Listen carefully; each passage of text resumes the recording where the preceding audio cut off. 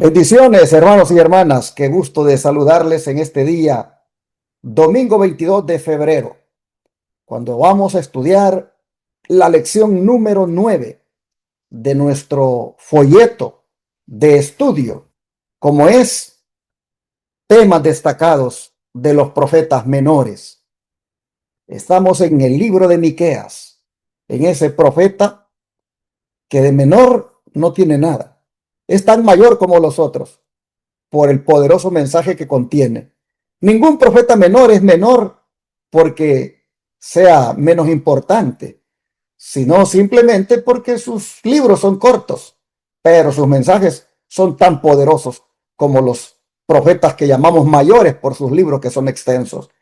La verdad, hemos sido muy, pero muy bendecidos con los temas destacados que tuvimos de Oseas, con los temas destacados de Amós, con los temas destacados de Jonás, pero este de Miqueas, que de la semana pasada estamos mirando, bueno, los de Joel también, que estuvieron poderosos, este de Miqueas, hermanos, no se queda atrás. Así que bajo el título ya sabemos lo que tenemos que hacer. Vamos a mirar qué es lo que Dios nos dice a través del profeta Miqueas. Antes quiero pedirle a Amy Dimas que nos comparta el versículo de memoria para este día y a ustedes animarles para que nos lo aprendamos. Adelante, Amy. El versículo para memorizar de hoy domingo 22 de febrero es Primera de Juan 5:3 y dice: Pues este es el amor a Dios, que guardemos sus mandamientos y sus mandamientos no son gravosos. Se los repito, Primera de Juan 5:3: Pues este es el amor a Dios, que guardemos sus mandamientos y sus mandamientos no son gravosos. Y así este es el primer versículo de la semana y les hacemos esta invitación a podérselo aprender y así poder seguir avanzando en el aprendizaje de la palabra de Dios. Que el Señor les bendiga. Después de haber escuchado tan hermoso versículo, también quiero invitarles para que en la medida en que su corazón sea tocado por el Señor, se unan a nosotros en la proclamación del mensaje de los tres ángeles y su brazo derecho, la Reforma Pro Salud. Las 24 horas al día, los 7 días de la semana, por radio y televisión, en los 4 canales que están rentados para eso en señal abierta, y la radio también que está rentada para eso en señal abierta. Los $54,000 al mes que se requieren para pagar esos medios, hasta ahora Dios los ha provisto. Pero ha sido porque, hermanos y hermanas, Dios los ha invitado para que aporten aquí. Y por eso yo en el nombre de Dios hago la invitación para todos, para que si hay alguno este día que quiera unirse, lo haga. Ahí están en la pantalla las maneras de cómo usted puede enviar cheque o money order al P.O. Box 669 Shepherd, Texas 77371. Un cheque o money order en concepto de diezmos, ofrenda o donación especial o primicia, como usted le quiera llamar. Por supuesto que también lo puede hacer por la aplicación Cele y también por PayPal. Y desde cualquier parte del mundo puede hacerlo también por PayPal y por Western Union, MoneyGram, RIA o transfiriendo de banco a banco. Llámenos al número 214-881-4029, aún para darlo en el instante de su tarjeta de débito o crédito, o al WhatsApp más 1-214-881-4029 para darle información detallada de cómo desde el extranjero puede unirse a nosotros por cualquiera de las maneras que le he mencionado. Y ahora dejo que las jovencitas Doreen y Missy Herrero, hermanitas de sangre, pero hermanitas en Cristo, les saluden porque están listas para estudiar juntos la lección. Buenos días, jóvenes, ¿cómo están? Buenos días, muchas gracias, felices de estar aquí con ustedes y compartir esta lección durante esta semana.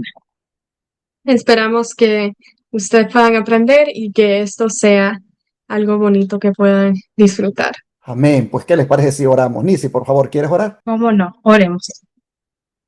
Padre nuestro, rogamos que tu presencia y tu espíritu nos guíe mientras estudiamos tu palabra, Señor, y que lo que aprendamos hoy lo podamos aplicar a nuestra vida diaria, a nuestra vida práctica, para poder crecer cada día más en nuestra relación contigo y estar cumpliendo tu voluntad. En el nombre de tu Hijo amado Jesús. Amén. Amén. ¿Y qué es lo que tenemos que hacer entonces? El autor dice que ya sabemos lo que tenemos que hacer, por eso le puso como título a la lección así. Ya sabemos lo que tenemos que hacer. Empezando por el versículo de memoria, Nisi, ¿qué es lo que ya sabemos que tenemos que hacer? Bueno, el versículo de memoria de esta semana se encuentra en Miqueas 6:8 y dice: Oh hombre, él te ha declarado lo que es bueno. ¿Y qué pide Jehová de ti? Solamente hacer justicia, amar misericordia y humillarte ante tu Dios. Qué lindo versículo, yo lo tengo allí subrayado en mi Biblia.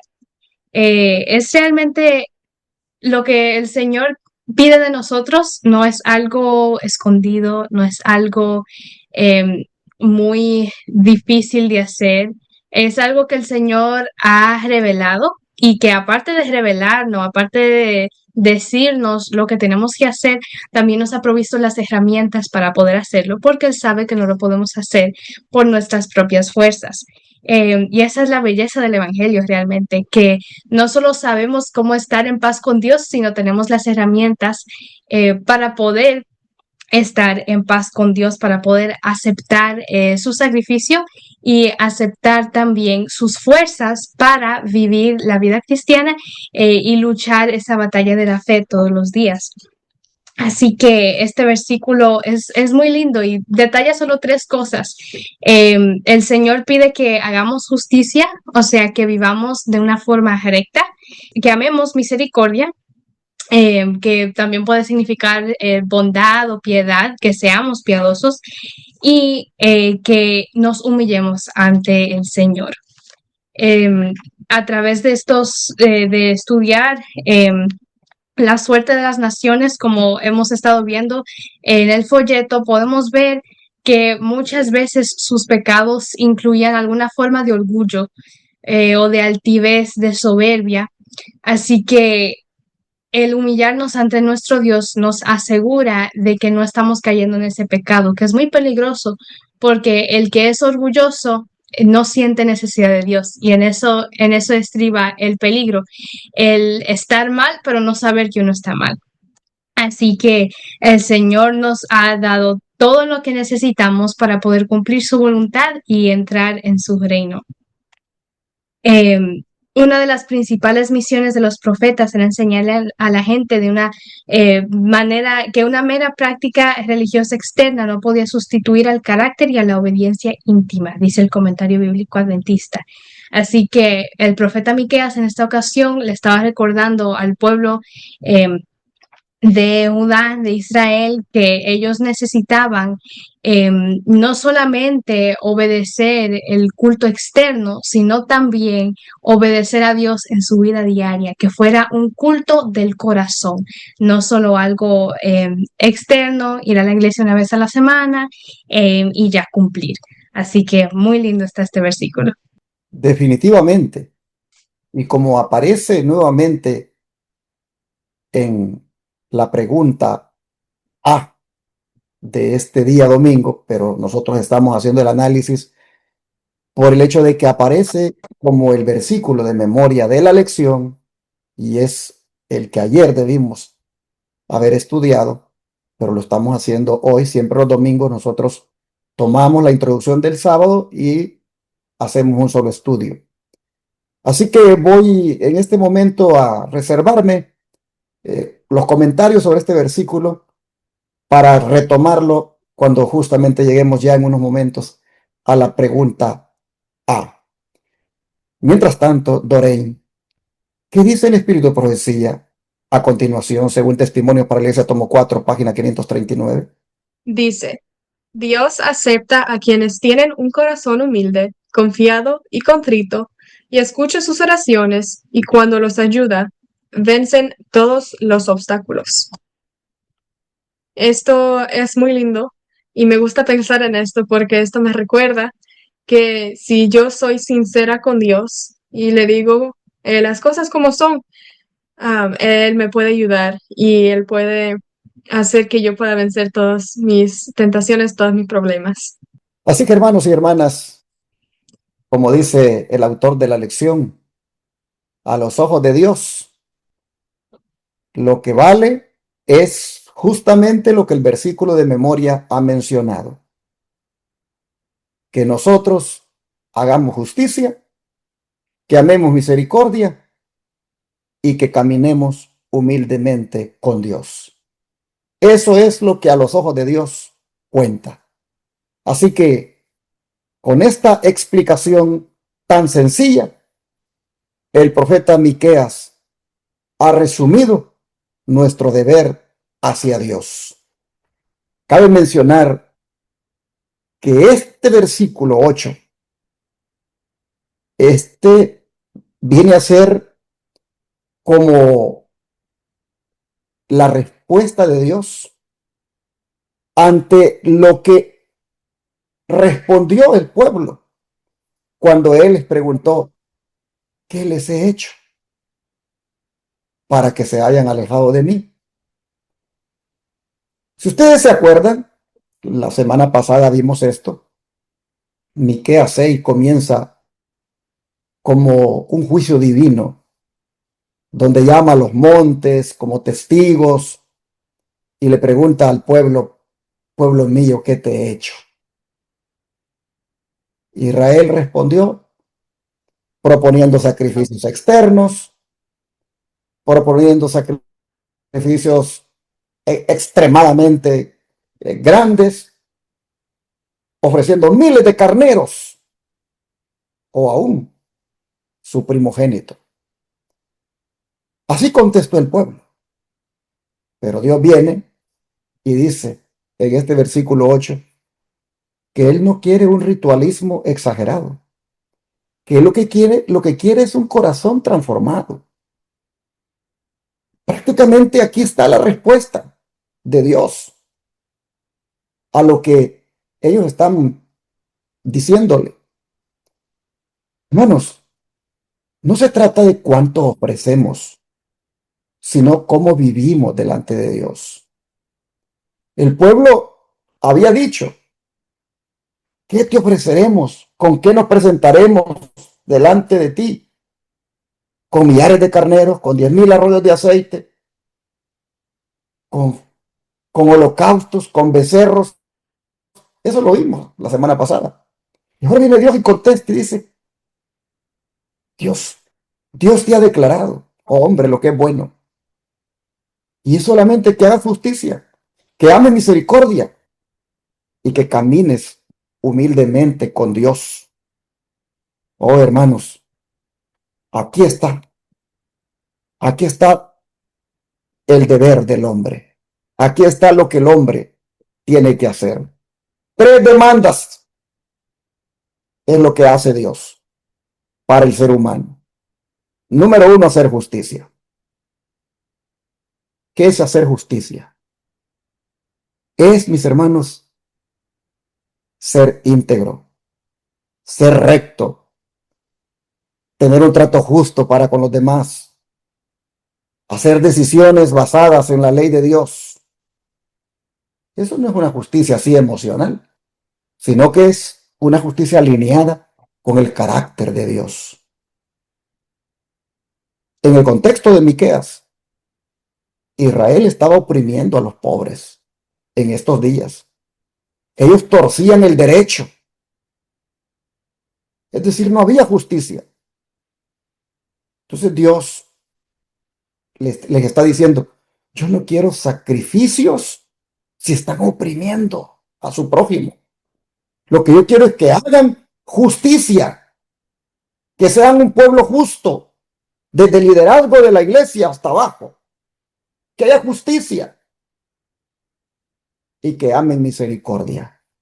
Esto no es otra cosa, que tengan amor, que tengan compasión, que se compadezcan del que sufre. Mire que no habla solo de mostrar misericordia, sino de amarla. ¿Qué significa esto de amarla? Significa que disfrutes hacer el bien, que disfrutes haciendo el bien, que disfrutes teniendo compasión, que disfrutes el perdonar a otro, el el ayudar a la restauración de alguien. Hermanos, esto no es otra cosa que reflejar el carácter de Cristo. Y luego dice, humillarte ante tu Dios es otra cosa que yo requiero. Y aquí, hermanos, está la raíz del problema. Porque humillarse ante Dios implica depender de Dios. Humillarse ante Dios es someternos a Él. Es reconocer que nosotros no podemos solos.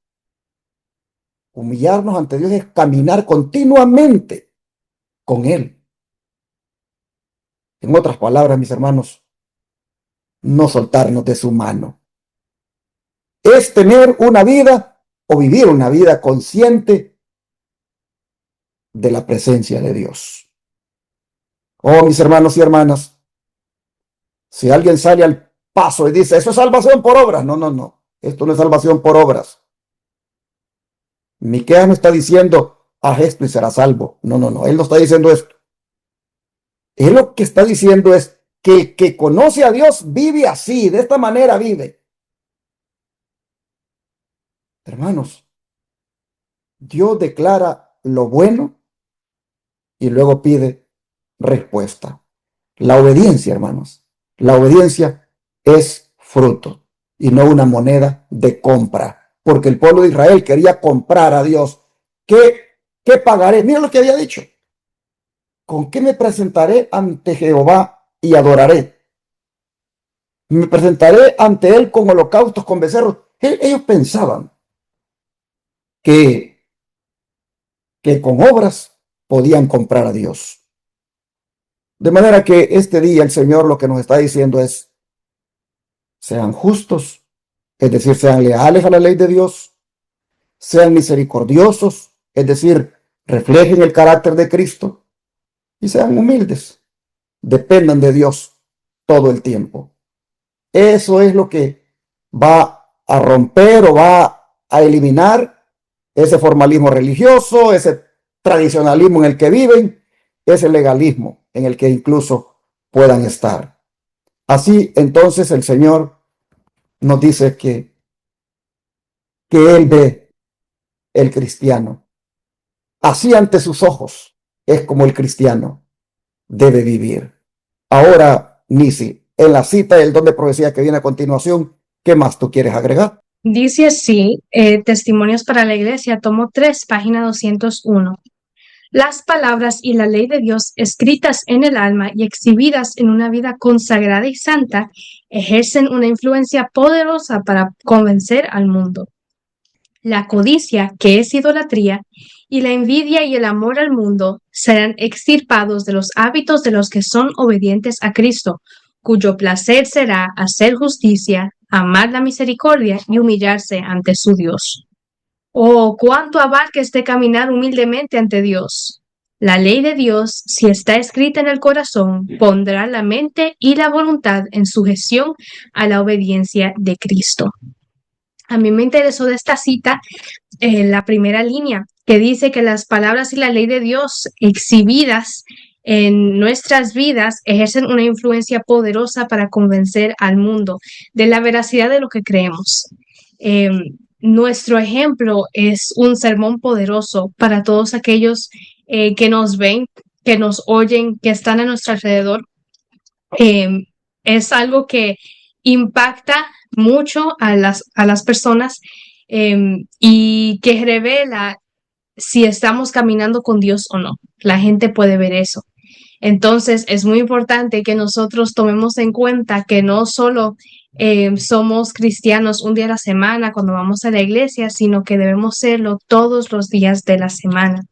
Y también me gustó la última parte donde habla acerca de humillarse ante Dios, porque dice que la ley de Dios, si está escrita en el corazón, va a poner nuestra mente y nuestra voluntad en sumisión, en obediencia a Dios.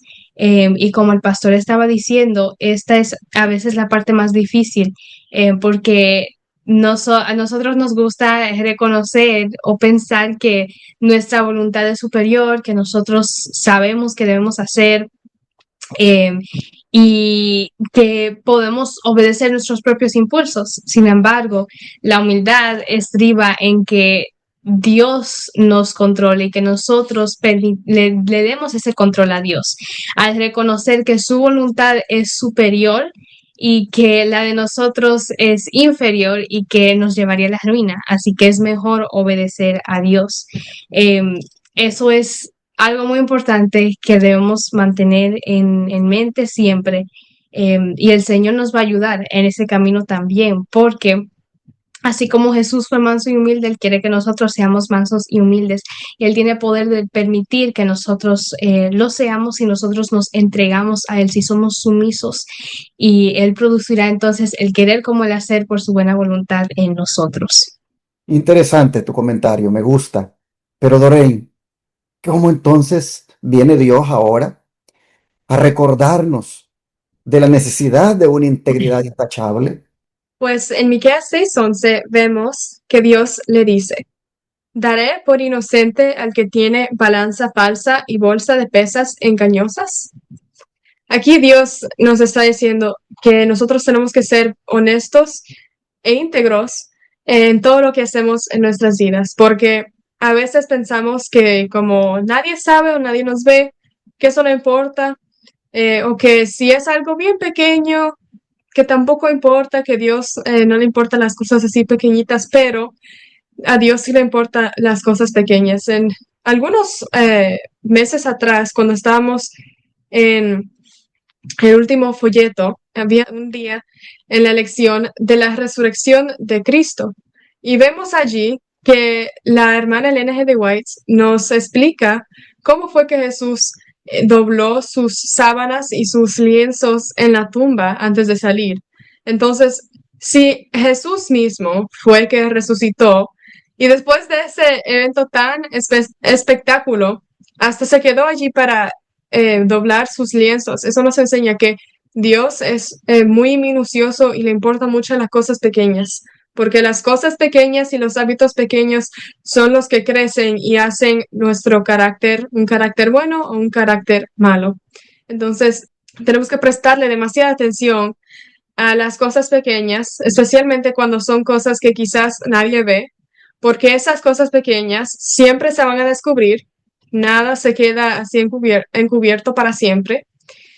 Y también son las cosas que hacen que nosotros crezcamos en la fe o que menguemos en la fe.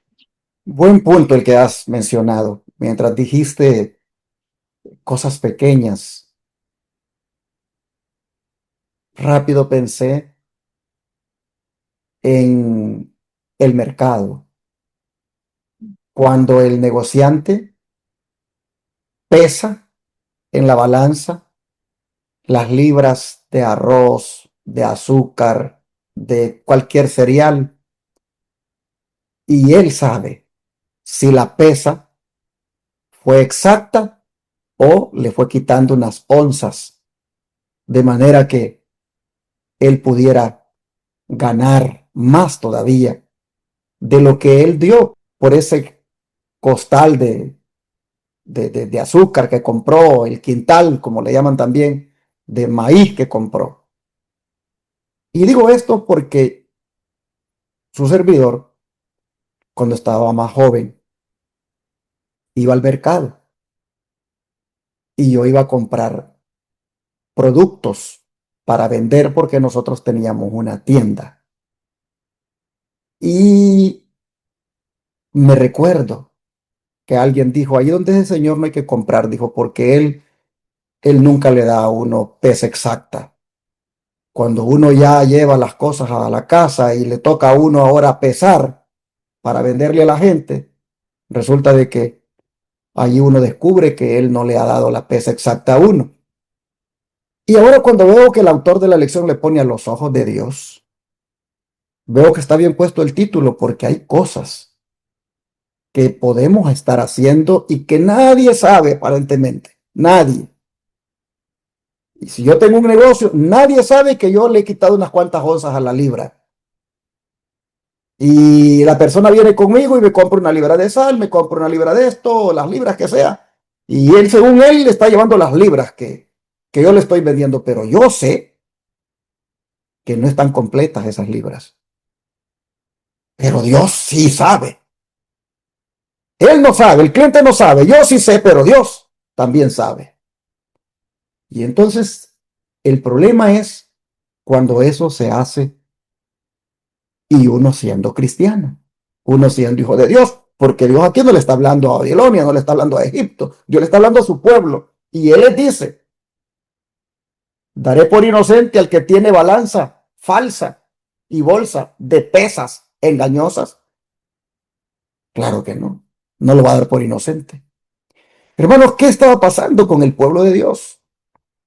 Lo que estaba pasando era que el pueblo estaba siendo falso, estaba siendo mentiroso. El problema del pueblo, hermanos, no era solo económico, el problema era moral y espiritual.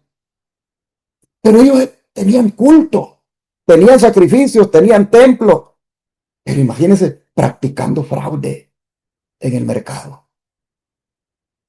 ¿Qué significa la balanza falsa según este versículo?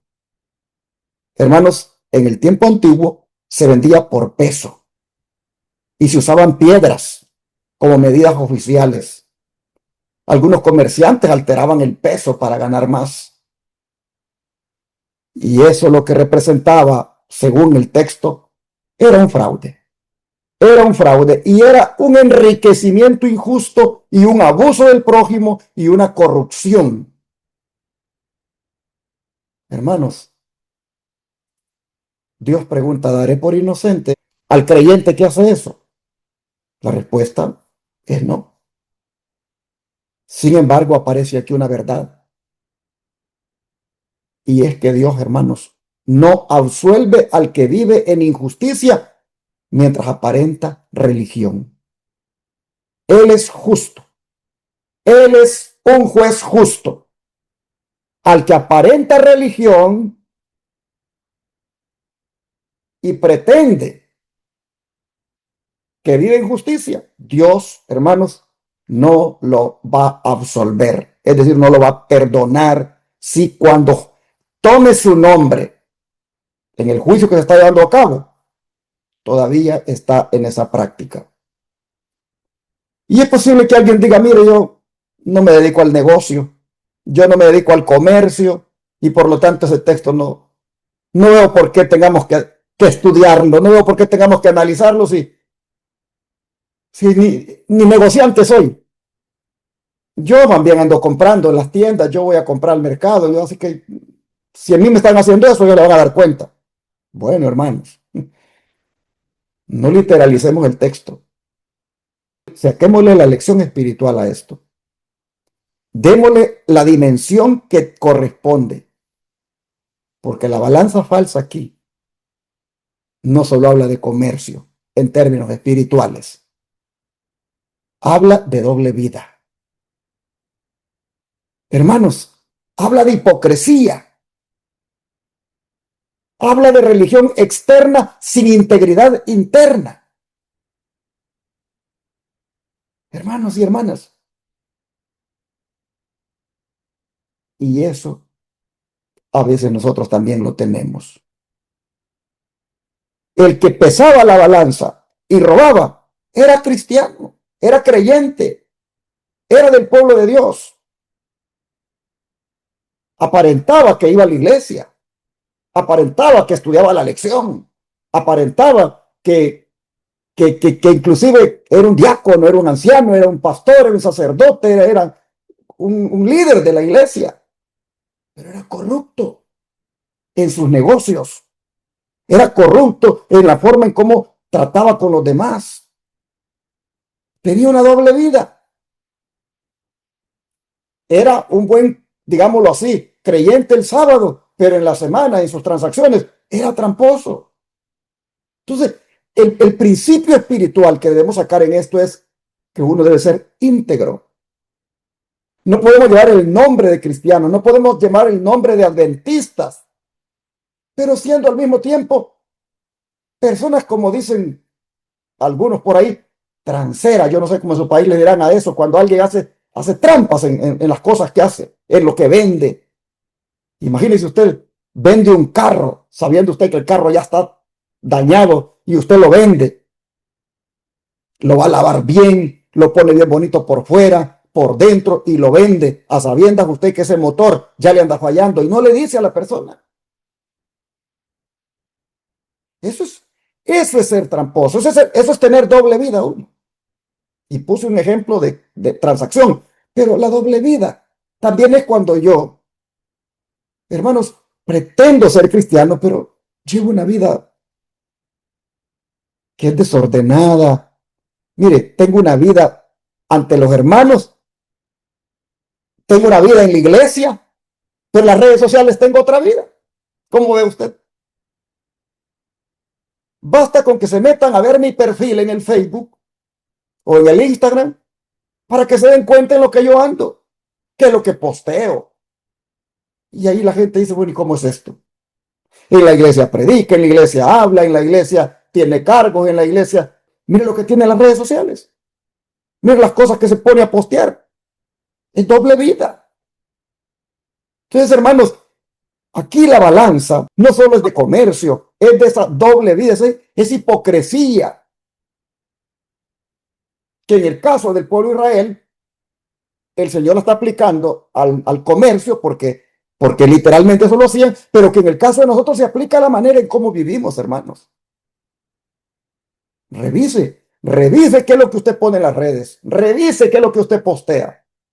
Mire si está allí posteando algo sobre el mensaje de los tres ángeles. Mire si está allí posteando algo sobre la venida del Señor. Mire qué es lo que postea usted. Mire por qué la gente lo está conociendo en las redes. Entonces, tenemos doble discurso, doble personalidad. Hermanos, el Señor nos está hablando y nos está diciendo que no cometamos el pecado que cometió Israel, porque la hipocresía, hermanos, eso no es bueno. Dios quiere que seamos coherentes. Dios quiere, hermanos, que seamos adoradores en espíritu y en verdad, que tengamos ética, que tengamos esa actitud de ser correctos siempre, que en la economía, en la vida diaria, en todo, nosotros, hermanos, nos mostremos como verdaderos hijos de Dios, porque como dice el autor aquí, eso es visto, eso es ante los ojos de Dios. Algo, hermanos, que el Señor desaprueba o aprueba según cómo andemos.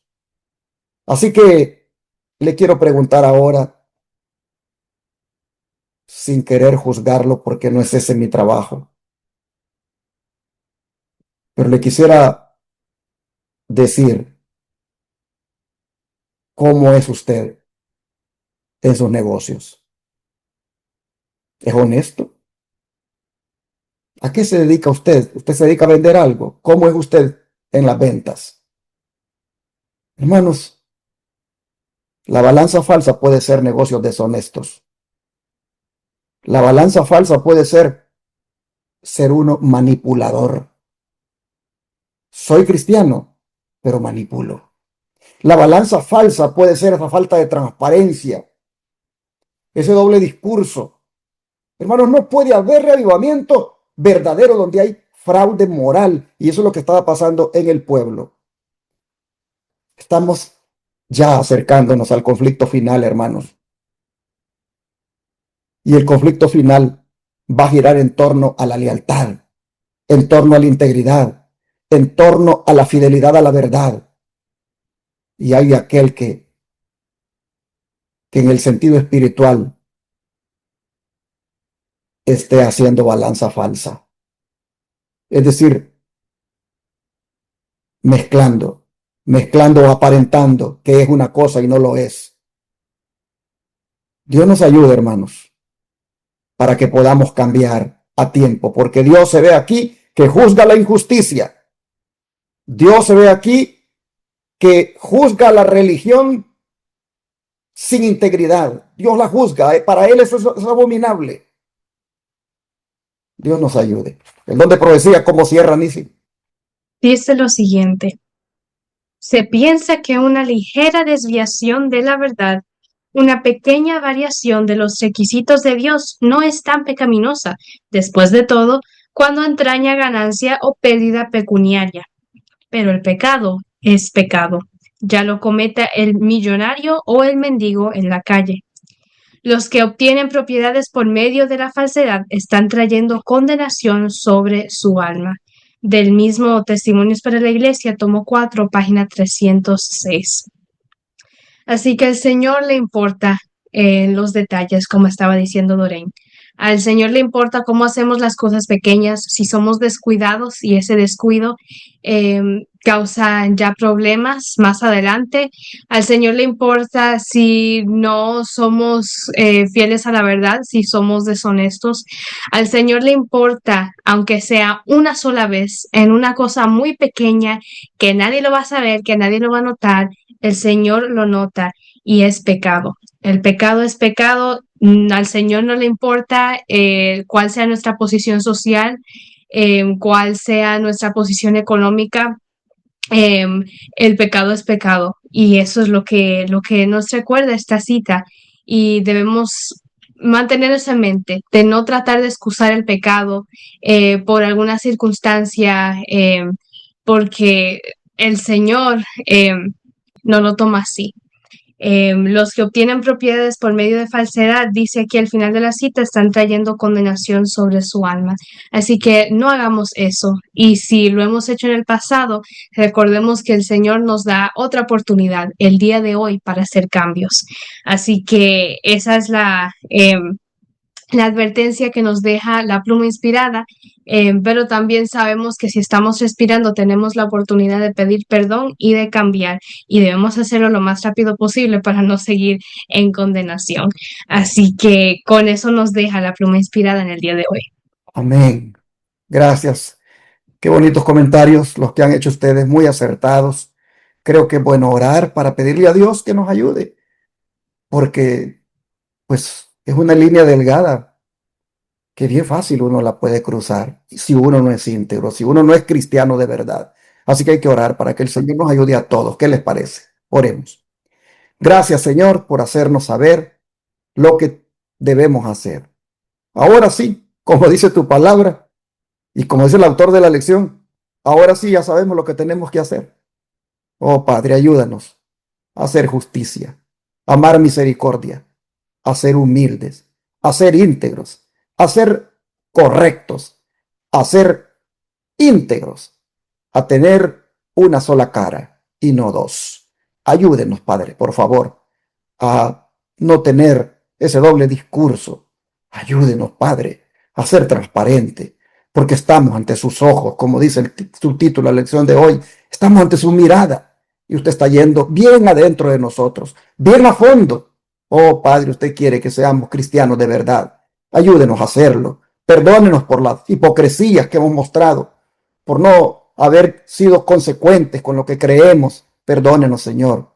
Le rogamos que no seamos más cristianos de apariencias, que seamos genuinos. Se lo suplicamos. En el nombre de Jesús. Amén.